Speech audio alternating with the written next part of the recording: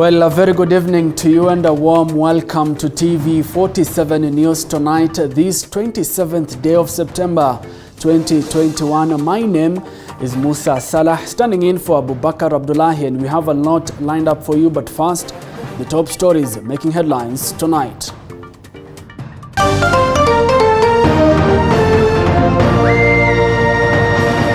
Tonight, ODM boss Raila Odinga concludes 3-day visit of Laikipia and makes several roadside stopovers in Nyeri, Murang'a and Kiambu counties. We will be going by road through Narumuru, Karatina, Sagana, Makutano, Kenol, Thika, Juja, Dhuraya. As DP Ruto meets UDA aspirants promising free and fair nominations. The matter of free and fair nominations is not a favor from the party. It is a right to every member of this party. Also tonight, the High Court issues temporary conservatory orders blocking KRA from adjusting excise duty rates for petroleum products this coming Friday. Plus, a family in Nairobi is seeking justice after their son was allegedly shot dead in Nairobi. Alipoona amepiga kijana wangu risasi, akamwendea direct, akamwongeza ingine ya shingo.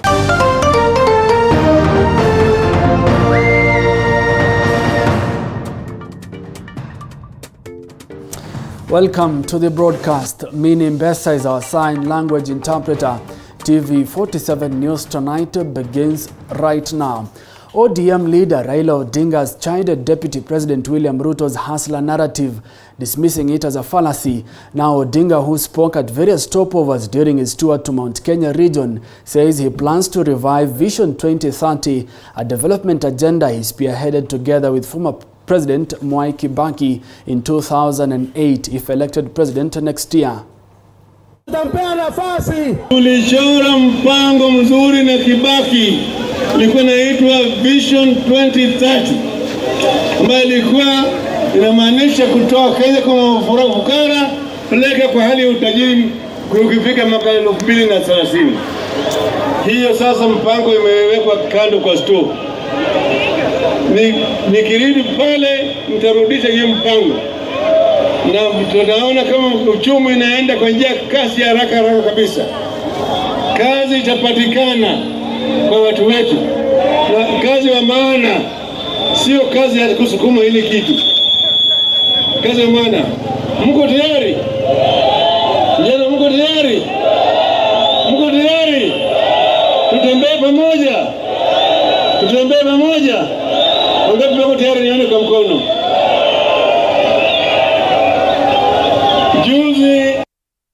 Meanwhile, Deputy President William Ruto has assured the UDA party nomination process will be free and fair.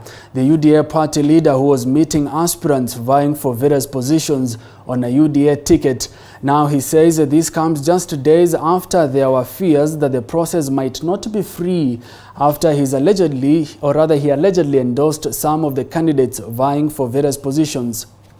Fair nominations is not a favor from the party. It is a right to every member of this party. It is the irreducible minimum that any member can ask of this party. That if they have political aspirations, they must have the space, they must have the democratic right, and they must have the fairness to be able to compete in this party in a manner that everybody is equal. Let me tell you, good people, I have been in this politics for a while. I was in Kano. We came to ODM. We came to other parties, Huko Katikati, URP, Jubilee. Now we are here. And I know very clearly that the make or break in a party is whether the party is fair or not. Until it is fair, it is not done until it is fair. That does not mean everybody will win. Yeah? It means that some people will win, others will lose, but those who are winning must win fairly, and those who are losing must lose fairly. We know the history has not been very good for the political parties, but UDA will turn the page. The way UDA has grown by the grace of God, we will make sure everybody belongs. Nobody will be more important than the other. We will have something called the level playing field. We will have free and fair, verifiable, and accountable nominations. Now, a heated debate is looming in Parliament following Ugunja Member of Parliament Opiyo Wandai's amendments to the Leadership and Integrity Act as well as the Elections Act. Opiyo wants anyone charged in a court of law to vacate office and be barred from holding any political office until their case is heard and determined in court. According to Ugunja legislator, this will help in weeding out leaders with moral and integrity questions from ascending to office. Public officers eyeing various selective seats in the 2022 general election with pending integrity questions could be in for a rude shock if Parliament approves Ugunja Member of Parliament Opiyo Wandai's amendment bills that seek to bar leaders facing graft allegations in court from holding office. Now, what I mean here is this, that the moment you have been charged in court for an offense of corruption or anything related to corruption, you will not just physically step out of office. You will cease to perform the functions of that office, regardless of whether you are elected or appointed.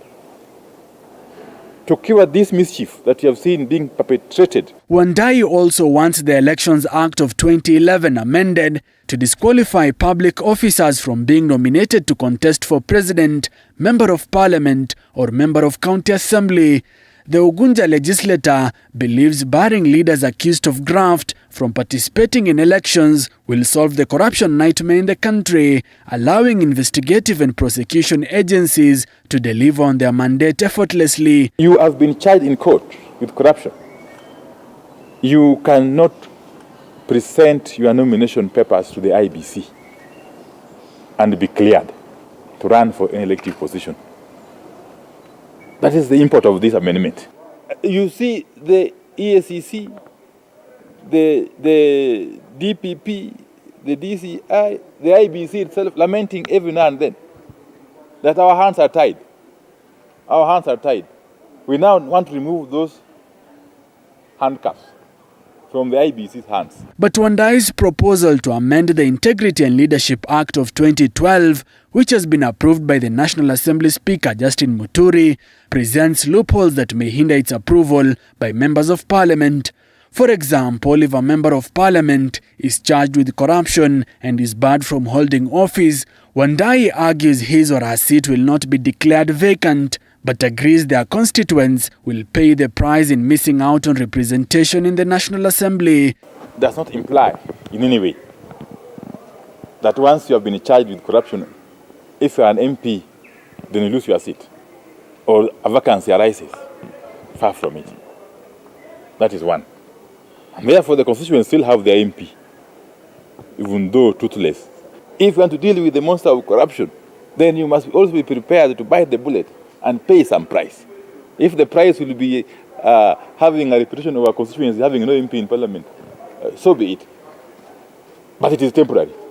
A section of leaders across the political divide have allegedly read mischief on Wandai's proposal, arguing that the amendment is a choreographed scheme to block political opponents from contesting in the 2022 polls. There is never one single right time for initiating legislation, so long as the live parliament is still on. So I can't be asked why today or why not yesterday or why not tomorrow. Yes, there's nothing like the bill targeting any particular formation or particular person. Now, switching gears to the corridors of justice, Nairobi High Court Judge Justice James Makau has issued temporary orders barring the decision by the Kenya Revenue Authority Commissioner General to increase excise duty rates for petroleum products that was to take effect on October 1st.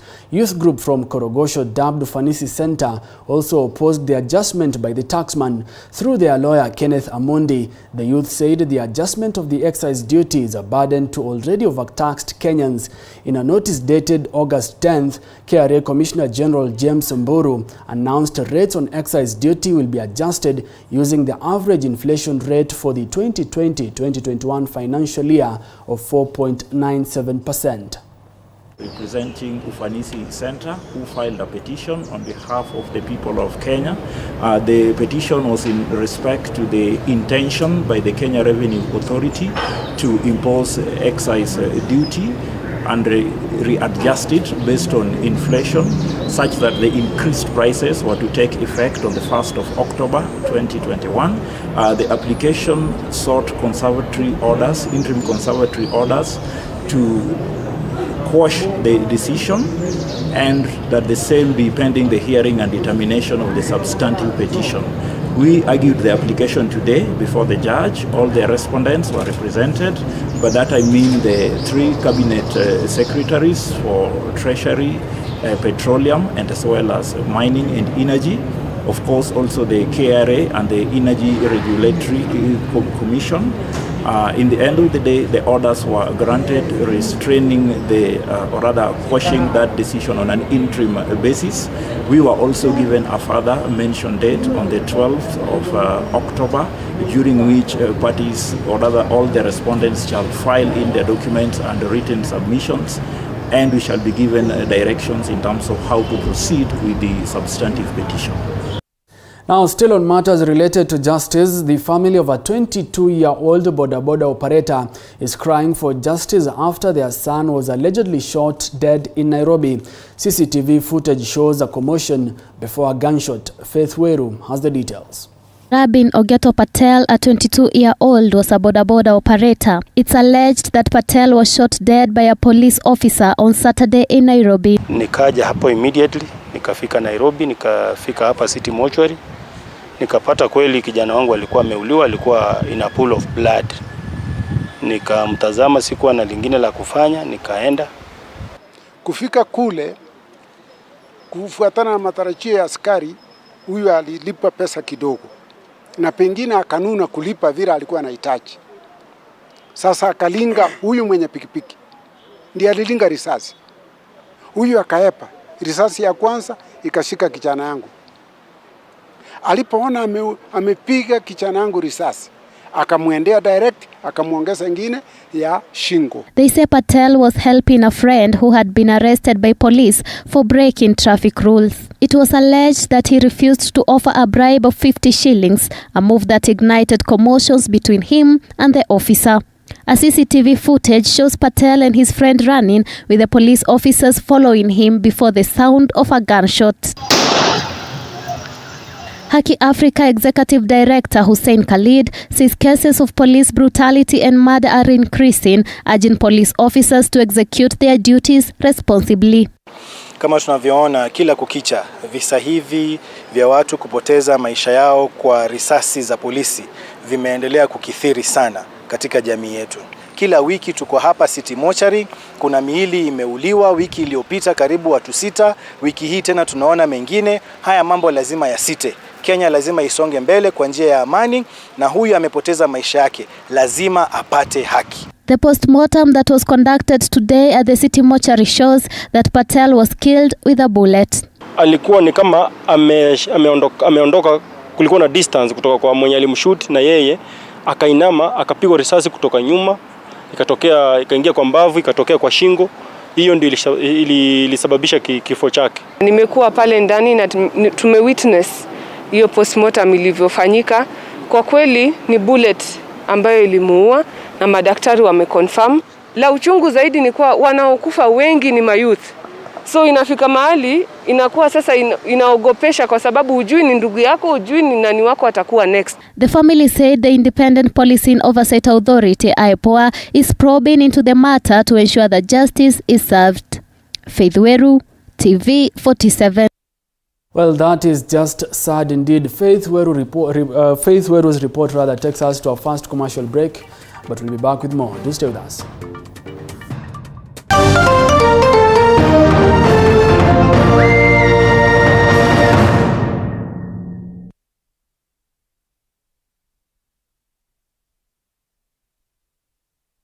You are watching TV 47, the home of untold stories.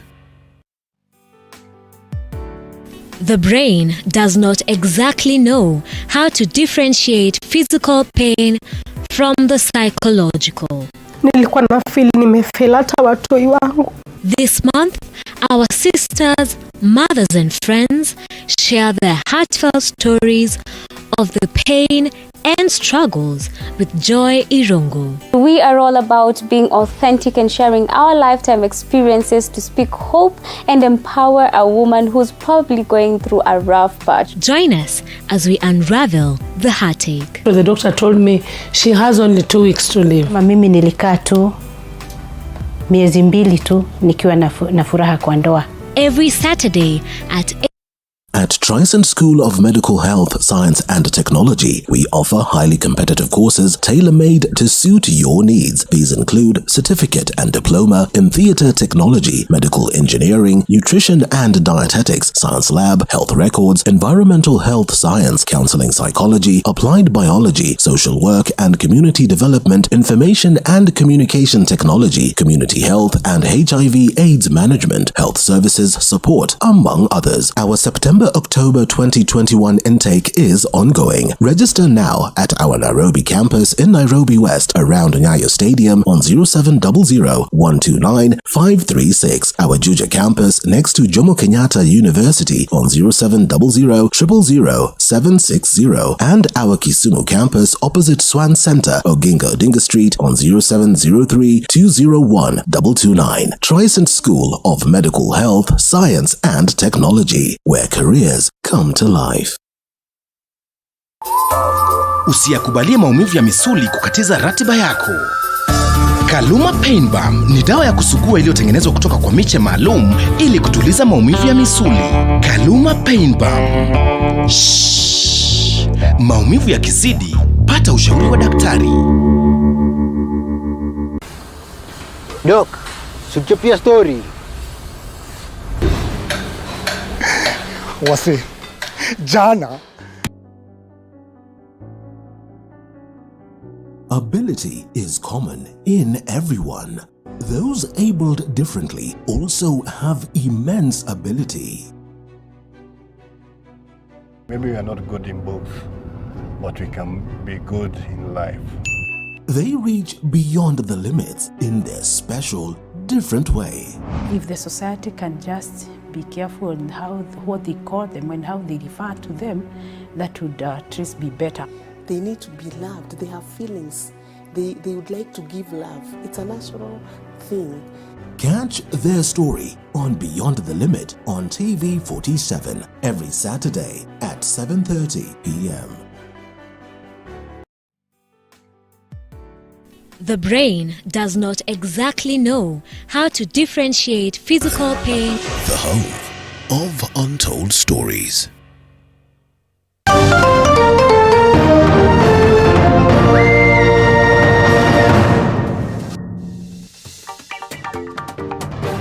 Welcome back. You're watching TV 47 News Tonight. Keep talking to us. 22047 is our SMS line. You can also find us on social media at TV47 Kenya on Facebook, as well as at TV47 Kenya on Twitter. The hashtag to use is TV47 News Tonight. A Class 8 pupil from Nyeri County has today been rescued by detectives from her captor in Mto town in Tanzania. The 14-year-old was abducted from her parents' home in August the 25th this year. Now the main suspect, Alex Jonathan Malel, a 19-year-old, who was cornered yesterday morning within Engarika area, and the girl rescued is currently detained at the Mto police station in Arusha, Tanzania.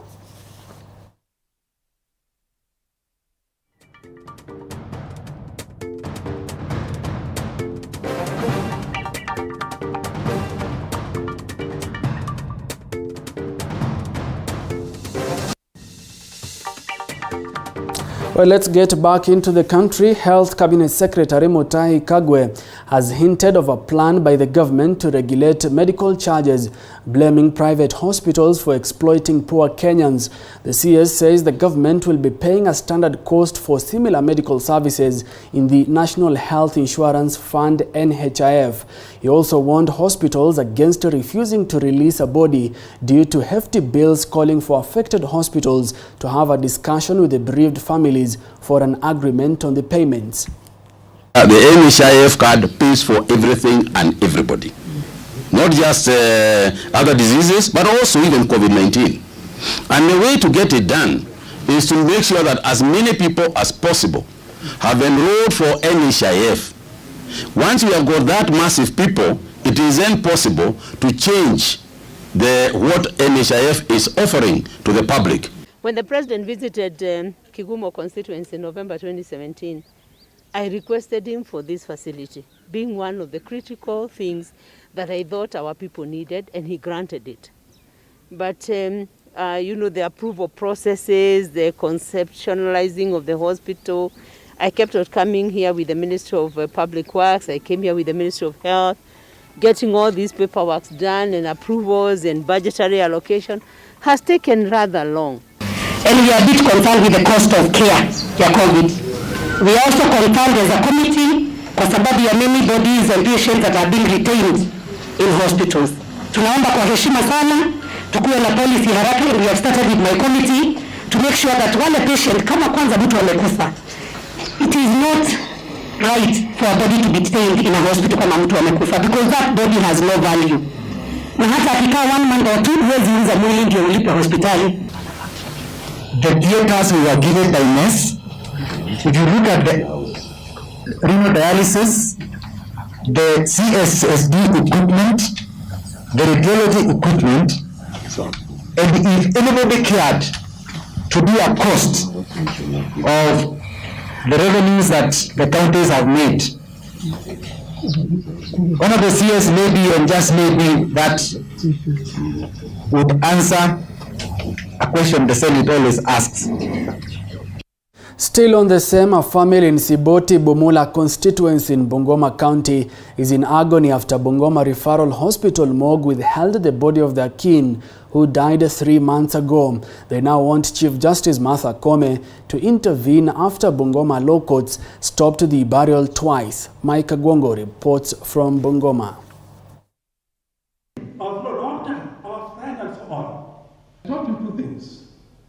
Adoration of the sacrament. The stories of gloom and doom in a family in Siboti village in Bomola constituency. Tears of sorrow flowing under their faces in disbelief of how a turn-up of events has taken shape before they rest their kin in eternal peace. Kuna machozi mingi. Niko na huzuni kweli. Sijui ana deni la mtu. Hana deni. Mwalimu Ndamwe died in July this year following a short illness. Mwalimu Ndamwe is said to have been married to 4 wives and more than 30 children. But right before the family buried their father in Siboti at his eldest wife's homestead, they were served with a court order from Bungoma law courts to stop the burial. Tukaanza hearing za koti sasa. Hearing hizo zilikuwa zinaenda, court kesi inasikika, ikifika siku tunaambiwa mtakuja siku fulani. Tukienda tunaambiwa tena kujeni siku fulani. On 17th September, the case was dismissed and the first widow Emily Simuli was given the green light to lead her co-wives in interring the remains of her late husband at Siboti. But after the family had planned to bury their father on Monday last week, they yet again received another court order staying the execution of the court orders issued on 17th September 2021, pending hearing and determination of the application. Tukasema wacha sasa tuchukue mwili. Tusha dress imewekwa tu kando. Tupeleke sasa kwa nyumba tuombe tena to proceed to the house. Tukienda kupick mwili tukaambiwa mwili hambebi tena. Tukashangaa nini inaendelea. Wakatuambia tena kuna court injunction imekuja. The applicant, Joel Wanyama Ntamwe, the younger brother to the deceased, pleaded with the court to let him bury his brother in their ancestral home in Mount Elgon, which is against the Bukoso custom that one should be buried by his eldest wife. Yeye ndio mkubwa kwa poma hii, natakia yeye asike bwana yake. Hapana wasema ati mama mwenye anasaa yeye aenda ashike bwana yake. The application was to be subjected for inter-party hearing on 23rd September before it was postponed to Monday this week. Sijui anataka nini huyo Joel amekatalia mzee wangu, nataka nimuzike. However, the defendants and his lawyers did not show up to the court, prompting the magistrate to postpone the matter to 22nd October this year. The family now wants Chief Justice Martha Koome to intervene in order to get the body of their father. Nimeomba. Tafadhali nimeomba. Nimpe ruhusa nizike mzee wangu. Muulize huyo Joeli ana deni lake. Chief Justice Martha Koome, tafadhali waweza ingilia kati. Alafu tusaidie sababu ni kama ni kitu kinaendelea na hatujaelewa. Machozi nadirika kwa sababu ya kwamba ajiajili mwili. Kubali makosa sameo makosa. Kusiendelee na makosa anapatikane kwa makosa. Uamuzi unapoenda kufanyika, wacha ukafanyike ukuwe wa mwisho, ukuwe wa haki. Sababu hata marehemu mwenyewe hapa ambaye ni babangu anaosea mochari. Baba ameoza. Tunasikia tu rumors where now our ancestral land is. Baba alikuwa amenunua some other pieces of land kando. Tunasikia tu wanauza wakipeleka kotini. For TV 47 Amike Kagwongo.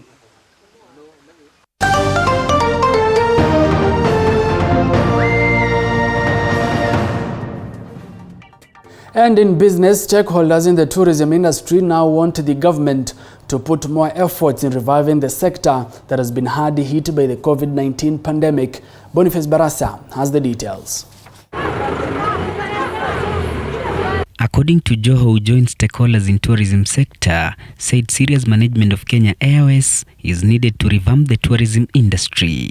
Joho said this will see foreign tourists stream into the coastal city. Only can be addressed in creating policies that are responding to the needs. And then, importantly, is that we encourage more scheduled flights.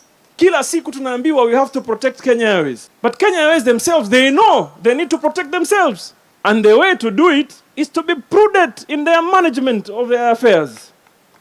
You will not use taxpayers' money and everybody, kila mtu achange for year in, year out to rescue an airline that cannot even attempt to rescue themselves.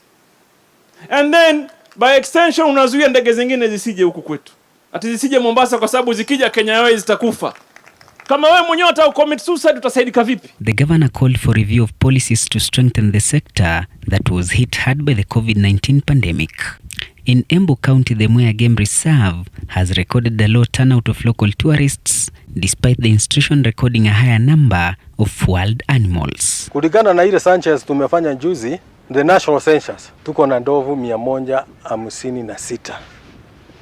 Kwa hizo ndovu kwa area zetu, hiyo ndovu ni mingi sana. So, there are plans underway, or rather the program is there, kwa sababu hizo nini lazima siwe translocated to other areas. Otherwise, eventually the population zikiendelea kuzaana will crash.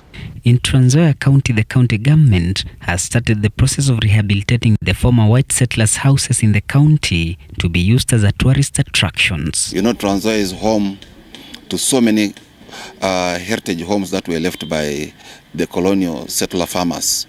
And now these homes are becoming a tourist attraction in themselves. So we are focusing on how we can partner with the owners and the investors so that these homes can be rehabilitated and uplifted to suit standards that allow